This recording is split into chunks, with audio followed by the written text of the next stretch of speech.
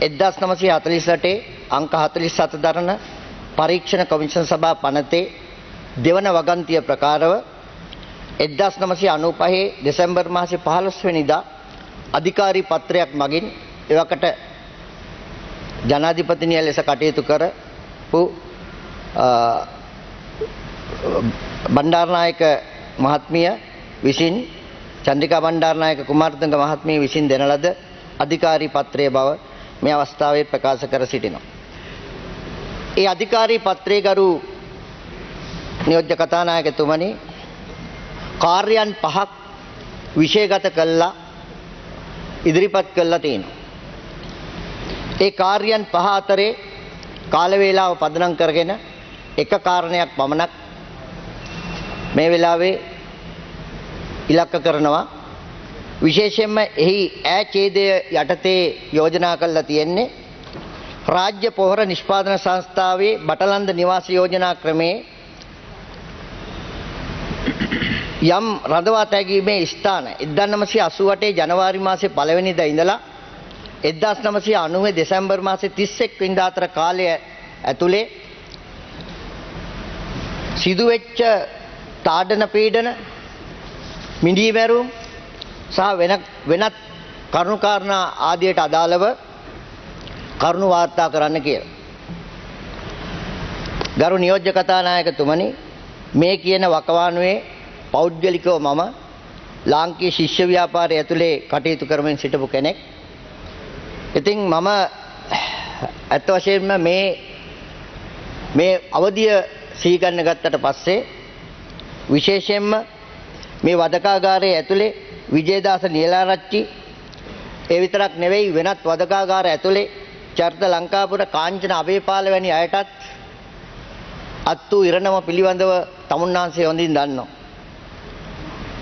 මේ බටලන්ද වදකාගාරයේ පමණක් නොවේ තවත් වදකාගාර 100,000 ගණනක අපේ දේශප්‍රේමී සගයන් අත් වශයෙන්ම දේශපාලනය කිරීමේ වරදට දේශපාලනය කිරීම වරදක් කියලා හිතපු මිනිස්සු විසින් අපේ සගයන් ඝාතනය කළා දැම්මා.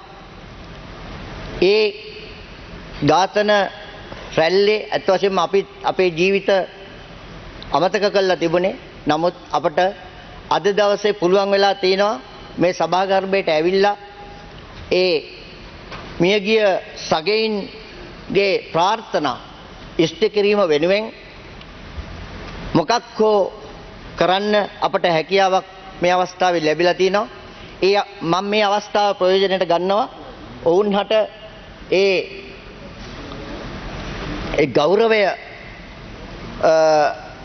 ප්‍රකාශ කිරීම සඳහා අවස්ථාවක් කරගන්න.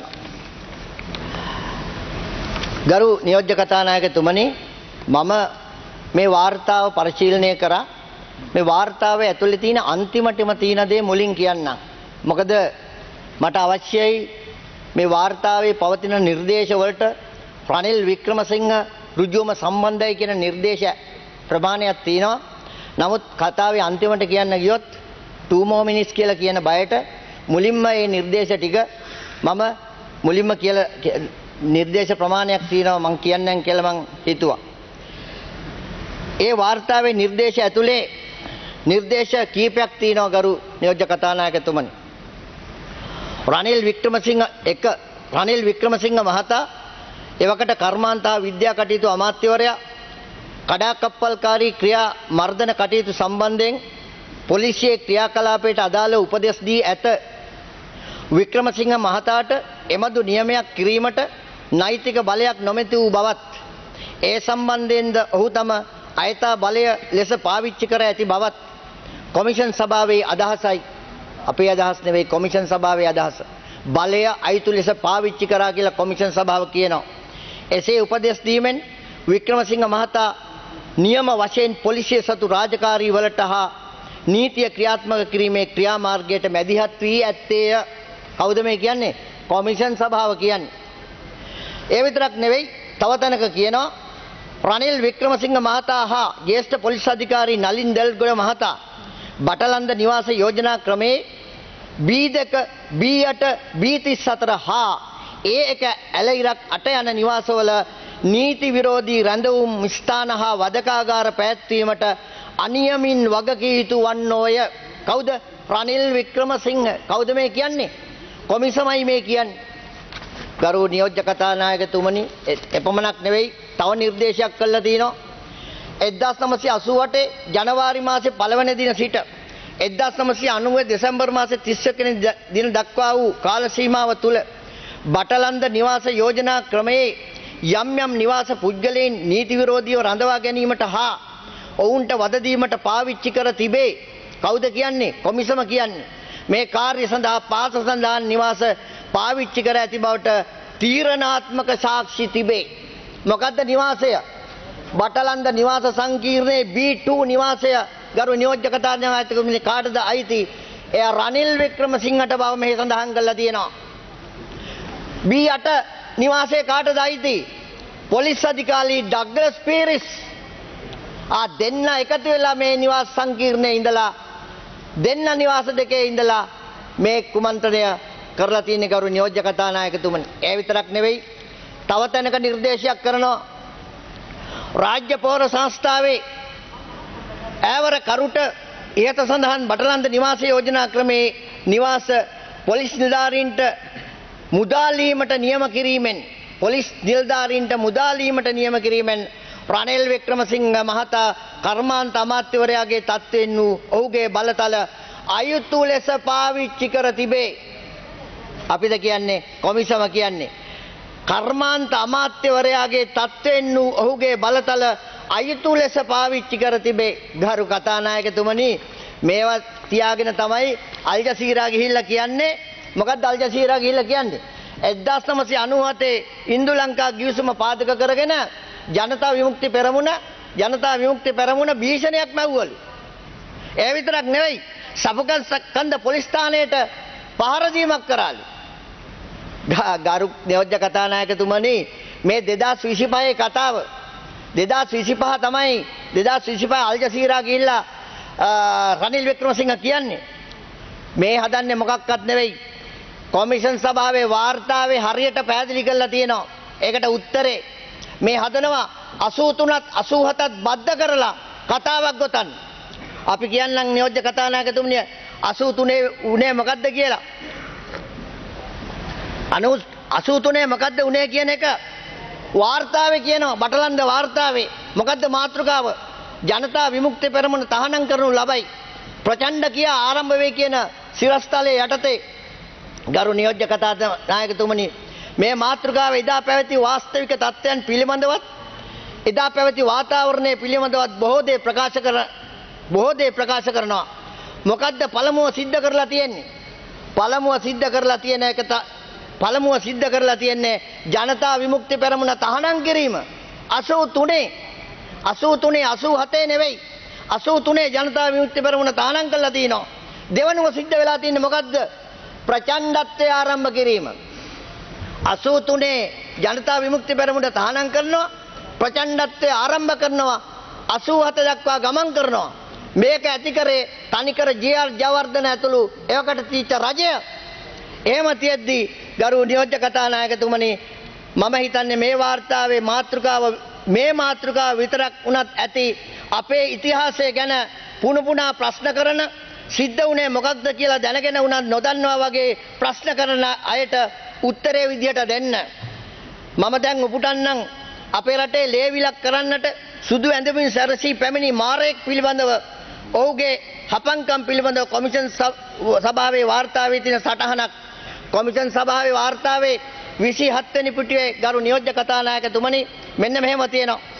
උපුටා ගැනීම 1983 ජූලි මාස 31 වන දින ජනාධිපති ජේ.ආර්. ජයවර්ධන මහතා ජනතා විමුක්ති පෙරමුණ, ශ්‍රී ලංකාවේ කොමියුනිස්ට් පක්ෂය හා නව සමාජ පක්ෂය යන පක්ෂ තහනම් කළේය. එම පක්ෂ දෙක එසේ තහනම් කරන ලද්දේ ඒවායේ ක්‍රියාකාරීන් ජාතිවාදී කෝලහල වලට වගකිය යුතු යන්නේ යන පදනමින් බෙහෙවින් ස්වභාවික අපේක්ෂා කළ හැකි අන්දමට මෙම පක්ෂ දෙකේම නායකයෝ සැඟවුණහ. මෙම නායකයින් අත්අඩංගුවටගෙන ඉදිරිපත් කරන ලෙස නීතිය ක්‍රියාත්මක කිරීමේ බලධාරීන්ට නියම කරනු ලැබුවද ඔවුන්ට එසේ කිරීමට නොහැකි විය. ඉහළම නායකත්වයේ සැඟවී සිටියදී ක්‍රියාකාරීන් සමහර දෙනෙකු අත්අඩංගුවට ගැනීමට පොලිසියට හැකි විය. 1983 ඔක්තෝබර් 8 වන දින දරන ලිපියක් තමන්ගේ පක්ෂය ජයවර්ධන ජනවාර්ගික කෝලහලයට කිසිත් සම්බන්ධයක් නැතයි රෝහණ විජේවීර කී අතර ජනතා විමුක්ති පෙරමුණට ප්‍රජාතන්ත්‍රවාදී දේශපාලන ක්‍රමය තුල ක්‍රියා කිරීමට හැකිවන අයුරු තම පක්ෂයේ කෙරේ පනවා තිබෙන තහනම ඉවත් කරන ලෙස ජනාධිපති ජේ.ආර්. ජයවර්ධන මහතාට ආයාචනය කළා තිනවා. මේකට පදනමක් නැහැ. ඒකින්ද මේ තහනම ඉවත් කරන්න කියලා එදා අපේ පක්ෂේ නායකයා ඉල්ලලා තිනවා ගරු නියෝජ්‍ය කතානායකතුමනි. ඊට පස්සේ මොකද්ද කියන්නේ?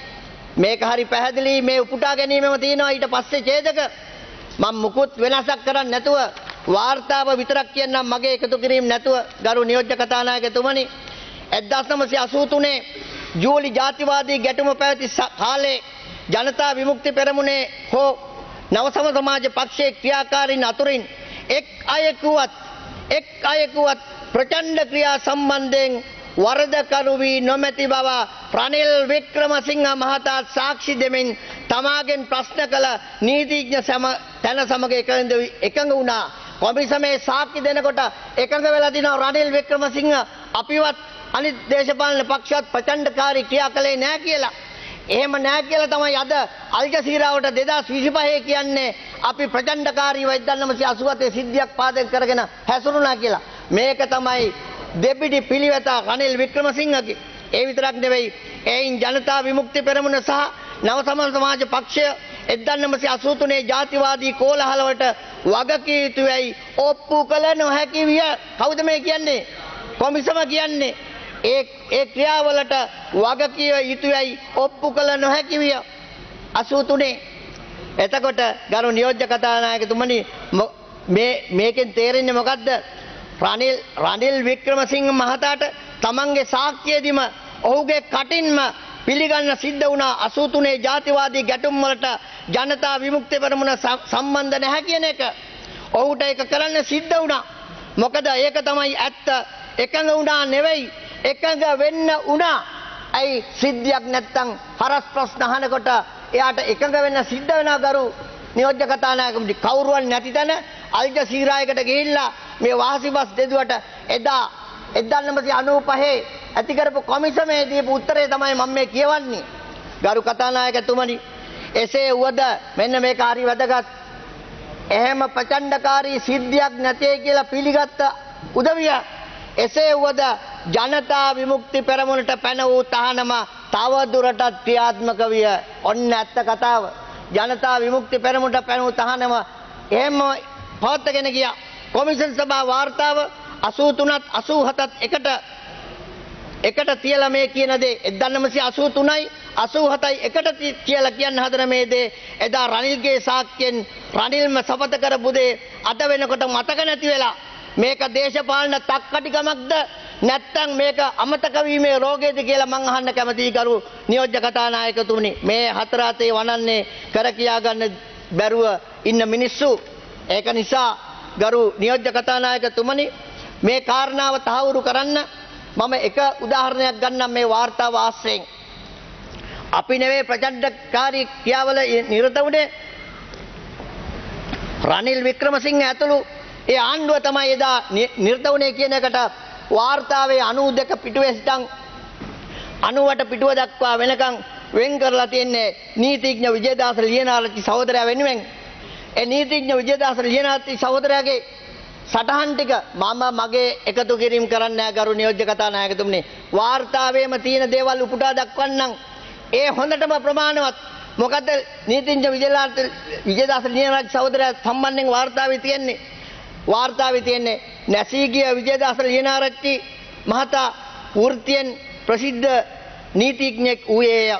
අලුත්කඩේ උසාවි සංකීර්ණයේ ස්වාධීනව නීතිඥ වෘත්තියේ නියැලීමට අමතරව එක් අවධියක නඩු පැවරීම් අධ්‍යක්ෂවරයා මෙන්ම ශ්‍රී ලංකා නීතිඥ සංගමයේ හිටපු සභාපතිවරයා වූ ජනාධිපති නීතිඥ රංජිත් අබේසූරිය මහතාගේ කනිෂ්ඨ නීතිඥයෙකු වශයෙන් හෙතම ක්‍රියා කළේය. 1988 25 වෙනි දින හෝ 1988 අගෝස්තු 25 වන දින හෝ දින හෝ එදිනට ආසන්න දිනක හදිසියෙම ඔහු අතුරුදාන් වූයේය. මම කිසිවක් එකතු කරන්නේ නැතුව කොමිෂන් වාර්තාවේ තීන ටික විතරක් කියන්නම් ගරු නියෝජ්‍ය කතානායකතුමනි. අදාළ කාල සීමාව තුලදී මෙන්න මේකයි රහස. මේ රහස මුළු ලෝකෙම දැනගන්න ඕනේ. මොකද්ද රහස? විජේදාස ලියනාරච්චි අතුරුදහන් වීමේ රහස කොමිෂන් එක හරියට අඳුරගෙන තිනවා. කොහොමද ඒක කියන්නේ? අදාළ කාල සීමාව තුලදී රාජ්‍ය ආරක්ෂක අමාත්‍යාංශයේ ආරක්ෂක උපදේශක ලෙසින් ක්‍රියා කළා වූ රවි ජයවර්ධන. කවුද රවි ජයවර්ධන කියන්නේ? ජේ.ආර් ගේ පුතා. ජේ.ආර් ජයවර්ධනගේ පුතා. එදා කියන පුදුම සහගත ලෙස එයා රාජ්‍ය ආරක්ෂක අමාත්‍යාංශයේ උපදේශකවරයෙක්. එදා පුදුම සහගත ලෙස එදිනම පොලිස්පතිවරයා වෙත ඇඟවීමක් කරමින් නීතිඥ ලියනාරච්චි තංගල්ල පොලිසිය විසින් සිරබාරයට ගනු ලැබ තිබිය හැකි බව කීවේය. මොකද්ද මේ?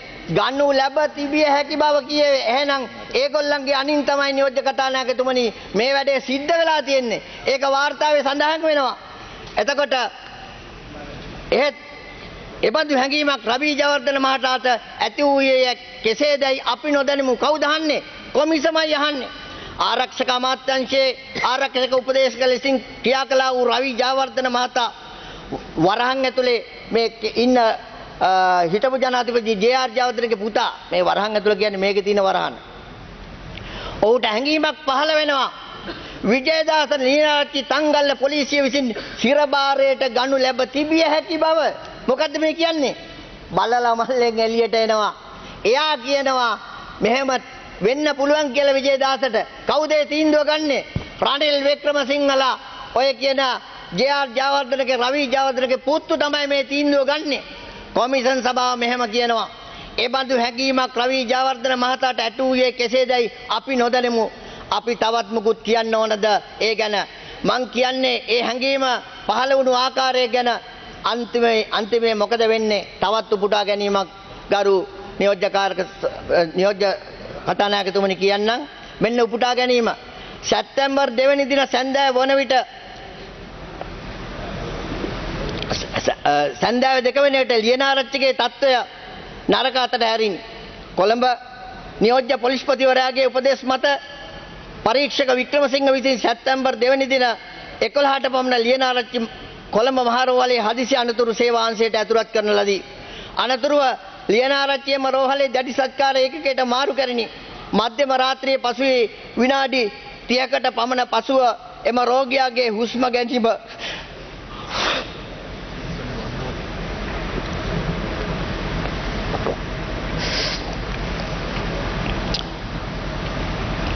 Honorable Sunil Watagala, you have 2 more minutes. හුස්ම ගැනීම නතර විය.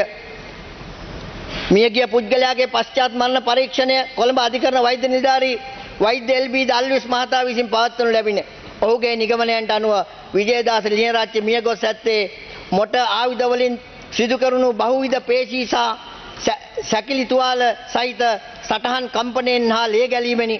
මියගේ ලියනාරච්චිගේ සිරුරේ තිබී ඔහුගේ මරණයට පෙර සිදු වූ බාහිර තුවාල ආසන්න වශයෙන් 207ක් වෛද්‍ය දල්විස් මහතා විසින් සටහන් කරනු ලැබ ඇත. මෙය මියගිය අයගේ සිරුර පුරාම තිබූ නොයෙකුත් අභ්‍යන්තර තුවාල වලට අමතර වශයෙන් වූවකි. දහස් ගණන් හබයාස්කෝපුස් පෙත්තම් ඉදිරිපත් කරමින් ගරු නියෝජ්‍ය කතානායකතුමනි, දහස් ගණන් හබයාස්කෝපුස් පෙත්තම් ඉදිරිපත් කරමින් දහස් ගණන් අම්මලාට තාත්තලාට බිරියන්ට සැමියන්ට සොයුරන්ට සොයුරියන්ට දරුවන්ට තමන්ගේ අතුරුදහන් වුණු කිරිසුවඳ සොයා දෙන්නට නීතිඥ විජේදාස ලියනාරච්චිගත් වෑයමට හම්බ වෙච්ච දඬුවම ගරු නියෝජ්‍ය කතානායකතුමනි. ඒ විතරක් නෙවෙයි, මේ විජේදාස එච්චර තුච්චකමක් කරා විතරක් නෙවෙයි, විශේෂ මහාධිකරණයේ පැවතිච්ච නඩුවේදී විජේදාස ලියනාරච්චි සහෝදරගේ ඝාතකයෝ කියලා වෙනම දෙන්නෙක්ව දාලා දමියක් දාලා වර්ධකරු කරන්න හැදුවා. එදා වෙන දෙන්නෙක් දාලා ඒ දෙන්න වර්ධ පිළිගත්තා. පිළිගත්තත් මහාධිකරණයේ කිව්වා මේ දෙන්න නෙවෙයි කළා තියෙන්නේ, මේ දෙන්න නෙවෙයි කළා තියෙන්නේ කියලා. එදා ඒ ගත්තු නිවැරදි තීන්දුව තමයි අදටත් රනිල් වික්‍රමසිංහලා මේකට වග කිය යුතුයි කියලා අපි කියන්නේ.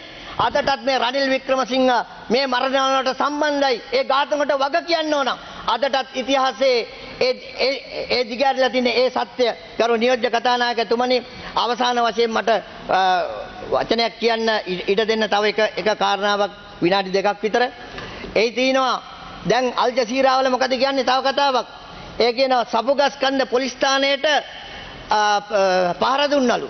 මේ 2025 කියන්නේ සපුගස්කන්ධ පොලිස් ස්ථානයට කවුද පහර දුන්නේ කියලා හරියටම කොමිෂන් සභා වාර්තාව තේනවා. කොමිෂන් සභා වාර්තාවේ මොකද්ද කියන්නේ? සපුගස්කන්ධ පොලිස් ස්ථානයට ගැව්වේ ගෝණවල සුනිල්. ගෝණවල සුනිල්ගේ ගෙන්නුවේ රනිල් වික්‍රමසිංහ, රවි ජයවර්ධන. ඒ අය තමයි ගෝණවල සුනිල්ව ගෙන්නලා සපුගස්කන්ධ පොලිසියට ගැව්වේ. මම නෙවෙයි කියන්නේ කොමිසම. මම කියවන්නම් ඒ ඡේදය. ගෝණවල පෙරේරා පවුල යනු එක්සත් ජාතික පක්ෂයේ ක්‍රියාකාරී ආධාරකරුවන් බව ප්‍රසිද්ධ කාරණයකි.